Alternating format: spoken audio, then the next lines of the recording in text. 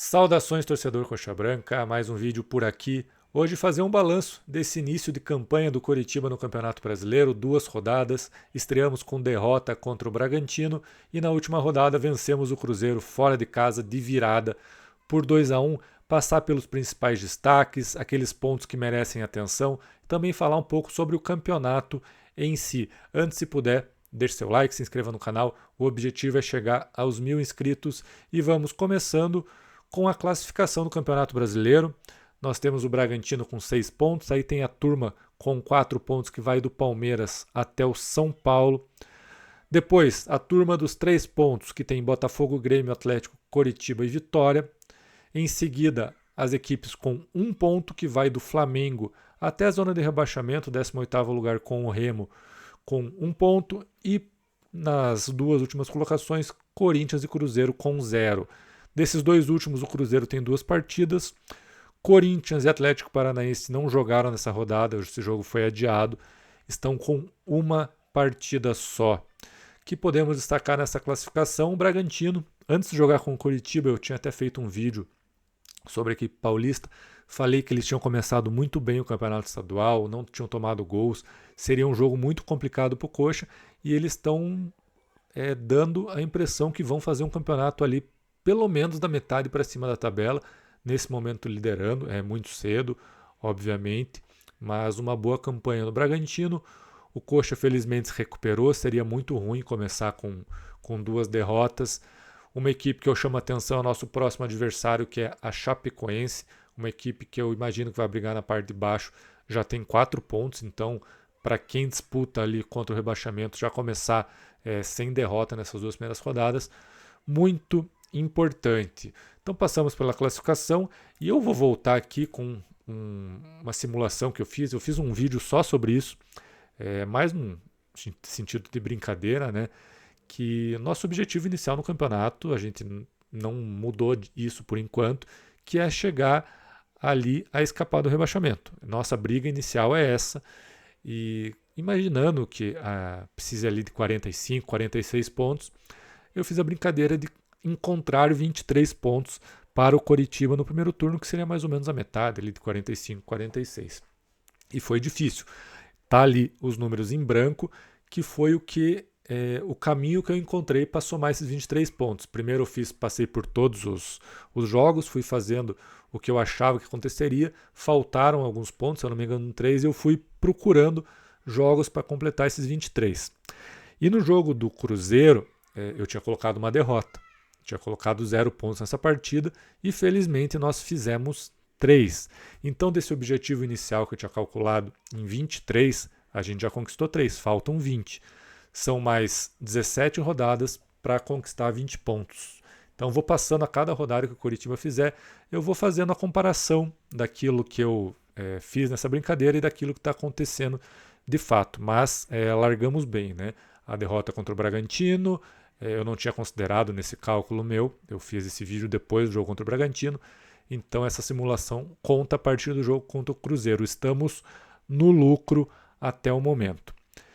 Agora, pegando aqui as estatísticas dos 2 primeiros jogos, indo mais diretamente às partidas, vamos dar uma passada pelo que foram esses 2 jogos. O jogo contra o Bragantino, totalmente condicionado pela expulsão do Josué, ali mais ou menos aos 30 do primeiro tempo. O Coxa já não vinha bem no jogo e a partir da expulsão virou um ataque contra a defesa, e a cada minuto que se passava o Fernando Seabra recuava mais a equipe, e isso deu certo até os acréscimos, quando teve aquela falha ali, principalmente do Maicon, e saiu o gol do Bragantino. Mas o Coritiba foi muito pressionado e vamos ver ali as estatísticas desse jogo.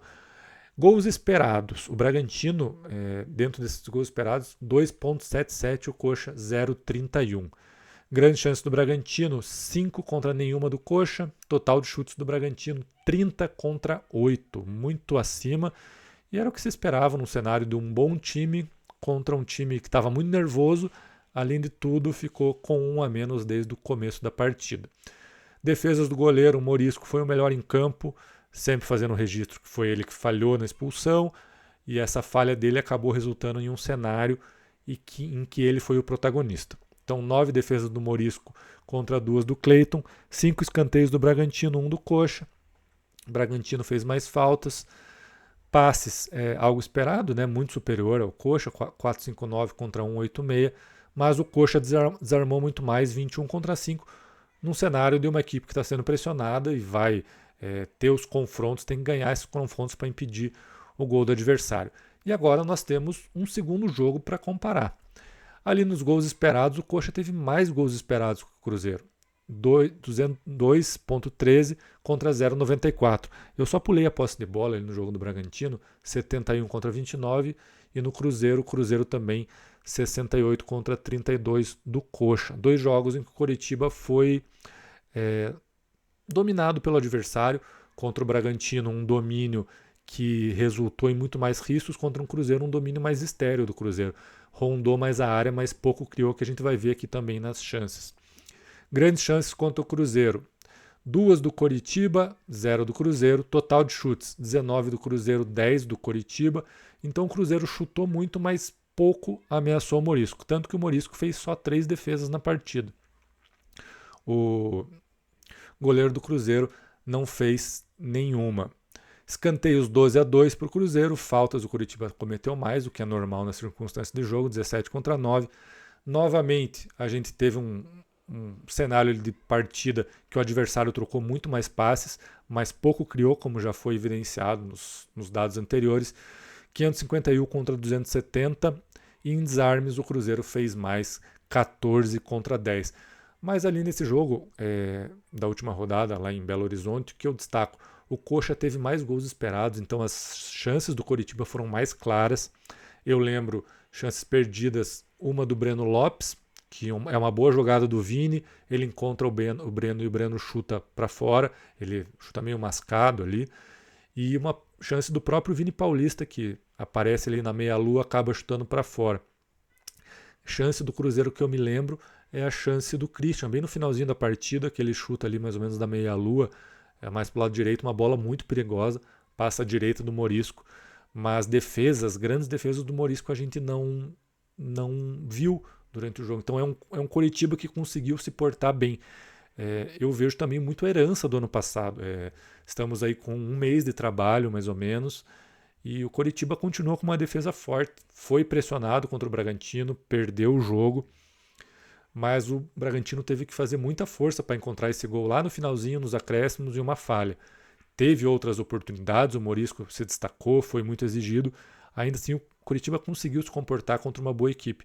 E ontem, contra uma equipe em crise, soube aproveitar esse mau momento, virou o jogo, muita tranquilidade para virar o jogo, uma equipe muito rápida no contra-ataque, e após o segundo gol, se portou bem, fez ali 2 linhas com 4 e foi pouquíssimo ameaçado. Esperamos que a equipe continue nessa evolução. É um jogo ali com alguns pontos positivos contra o Bragantino, apesar de ser uma equipe que pouco atacou, pouco ameaçou a equipe paulista, mas defensivamente podemos até considerar um jogo ok.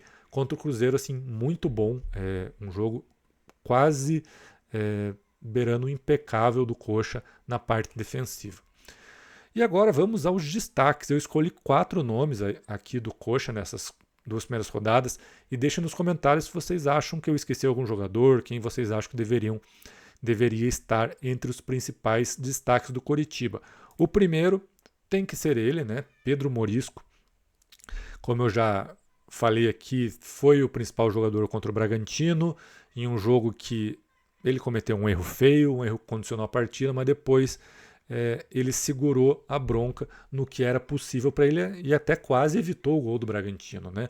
Vamos às estatísticas do Morisco nesse Brasileirão: 2 gols sofridos, os 2 dentro da área, 12 defesas no total e 4 defesas dentro da área e 6 defesas de fora da área. Ali, na média de defesas por jogo, ele está em segundo lugar, só atrás do Léo Vieira da Chapecoense, o Morisco em média com 6 defesas por jogo, o Léo com 6,5. Esse é um ponto também a se observar, para ver como a Chapecoense foi muito atacada nas 2 primeiras partidas contra Santos e Vasco. Depois até falar um pouquinho sobre a Chape. E ali eu peguei as médias do SofaScore, primeiro umas médias só dos goleiros, o Morisco com 8,25, superando o Léo Vieira com 8,5. E na média geral do campeonato, englobando todos os jogadores, o Morisco é o terceiro colocado. Ele fica atrás do Carlos Vinícius, do Grêmio, que fez 8,75 de média. O Carlos Vinícius fez 4 gols no campeonato, então é muito difícil concorrer com isso, né? Fez o gol contra o Fluminense e 3 contra o Botafogo na última rodada. Em segundo lugar, com a mesma nota, está o Danilo, meia do Botafogo, meia volante do Botafogo. É um excelente jogador, fez um jogo muito bom contra o Grêmio. Esse foi um jogo que eu assisti, o Danilo se destacou, fez gol. Então está ali com a mesma pontuação do Carlos Vinícius. Em terceiro lugar, o Morisco com 8,25. O Morisco, se nada sair de controle, vai ser o nosso principal jogador na competição. Coritiba, o que a gente está começando a entender que vai ser uma equipe que vai jogar se defendendo de modo reativo para explorar os contra-ataques, então ele vai aparecer muito. Some-se a isso o fato de ele ser um goleiro espetacular.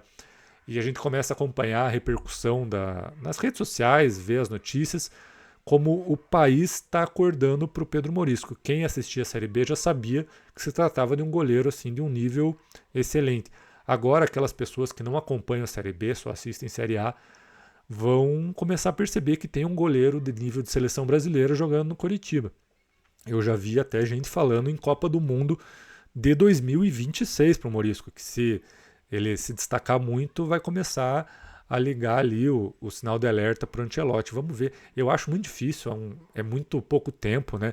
As próximas convocações, acho que tem uma convocação em março e depois da Copa do Mundo, me foge a memória quando vai ser, mas eu já ouvi esse burburinho ali de que ele tem é um nome que precisa entrar no radar da seleção brasileira. Para a Copa seguinte, eu não tenho a mínima dúvida de que isso vai acontecer.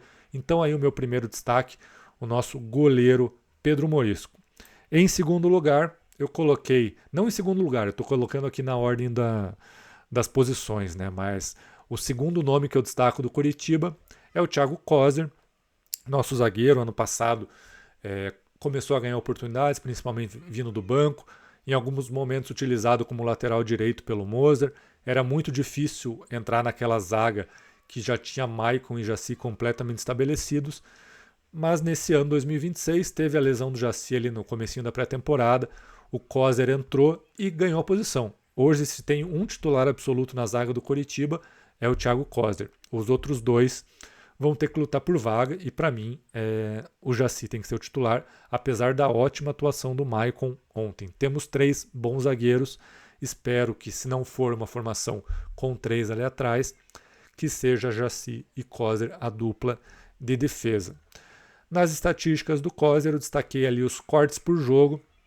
Entre os zagueiros, ele está na 4ª colocação, com, em média, 9 cortes e meio por partida.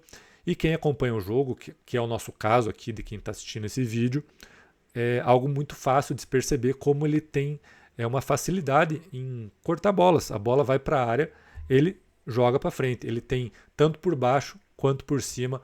O Kozer, eu fiz um vídeo sobre ele, quem quiser voltar, sei lá, 2, 3 semanas atrás, que ele era o reforço inesperado do Coritiba. Eu falava tanto do Coxa buscando um zagueiro mais veloz, um zagueiro que pudesse ser uma sombra para o Maicon e para o Jaci, e esse zagueiro apareceu em casa, que é o Thiago Kozer, excelente jogador, jovem, rápido, tira bolas por cima, a grata surpresa que a gente esperava que fosse uma contratação, já estava no nosso elenco.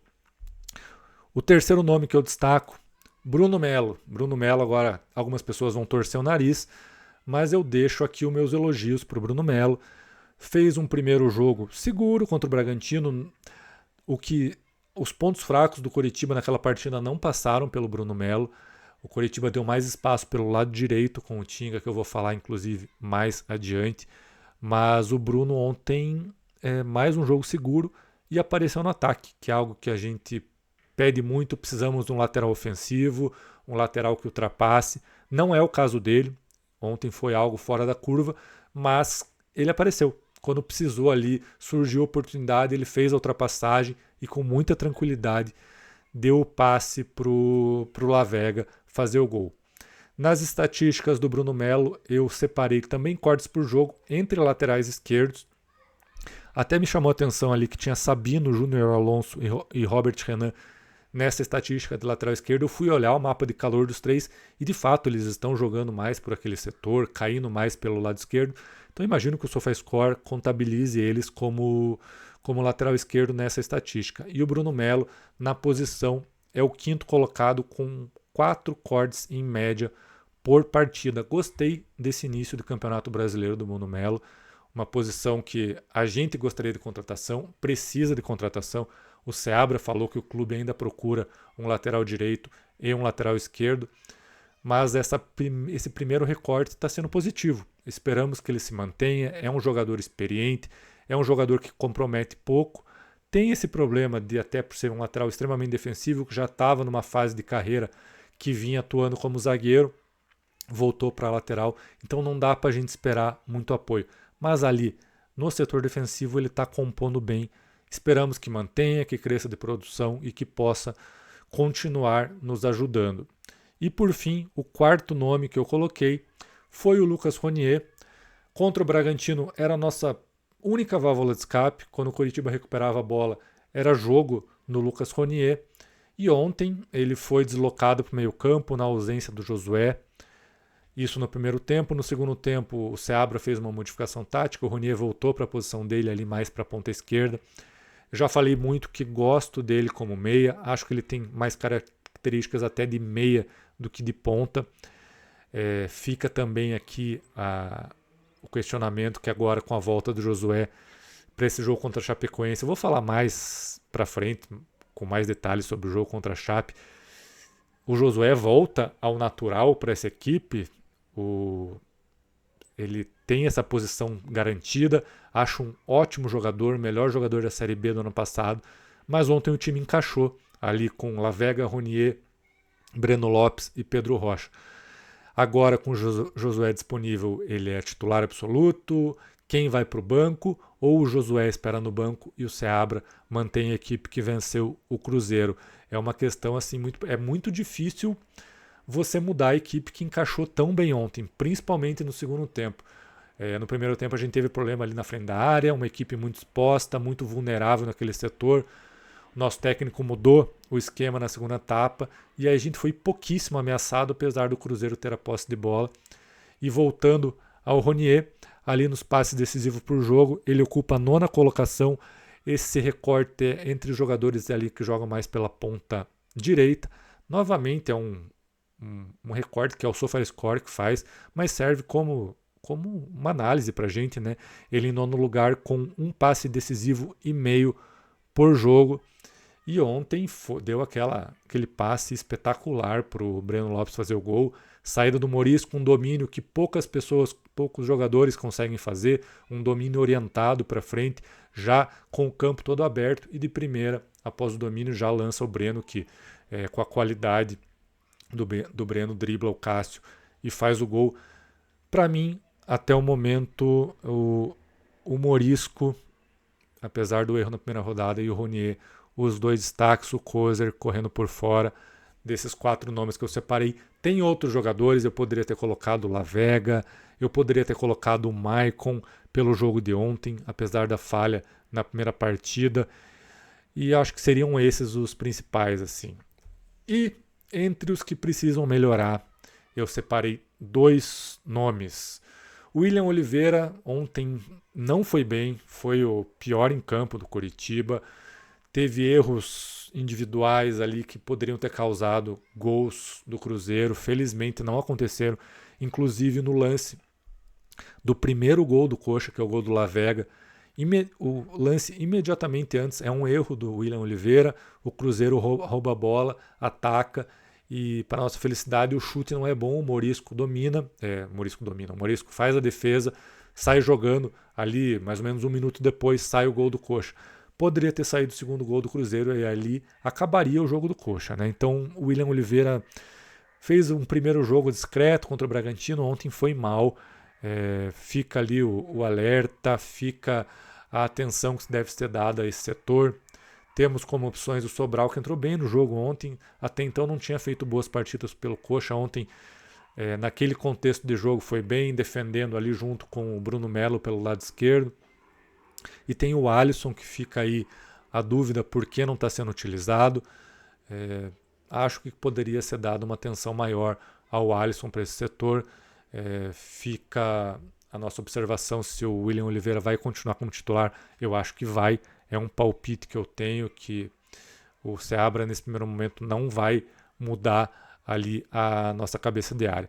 E o Tinga, achei que ele fez um bom início de jogo contra o Bragantino, estava bem, dando conta do recado, mas ali quando acabou o gás, ele virou o ponto fraco do Coxa. O Bragantino estava apostando em todas as jogadas pelo lado esquerdo de ataque em cima do Tinga e ele não estava conseguindo dar conta do recado. No jogo de ontem, primeiro tempo ruim, estava perdido no posicionamento, não conseguia se encontrar na linha com 4 ali da defesa, nas trocas ele se perdia, estava sendo batido algumas vezes, aí no segundo tempo estabilizou. Com o Coritiba menos exposto, com as duas linhas de 4, o Tinga fez uma partida muito segura. Eu gosto do futebol do Tinga, eu lembro do pós-jogo do Atletiba, elegi ele como o melhor em campo, na minha opinião.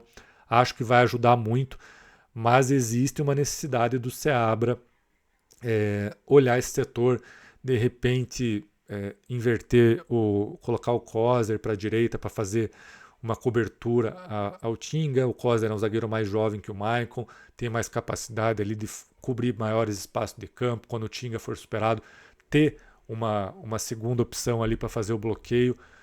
Como eu falei, acho que vai ajudar a gente durante o ano, mas fica a atenção ali a questão do Tinga, que em alguns momentos está sendo batido, está com dificuldades de posicionamento. Quando o time está mais seguro, mais ajeitado, ele consegue ir bem. Então, esses seriam os dois nomes que eu acho que precisam melhorar nesse primeiro momento. Que alguns outros jogadores que eu coloquei como... Eu acabei de citar que poderia ser um destaque, que foi o Maicon. O Maicon falhou em um lance, né? Então eu não vou colocar alerta ligado para o Maicon nesse momento.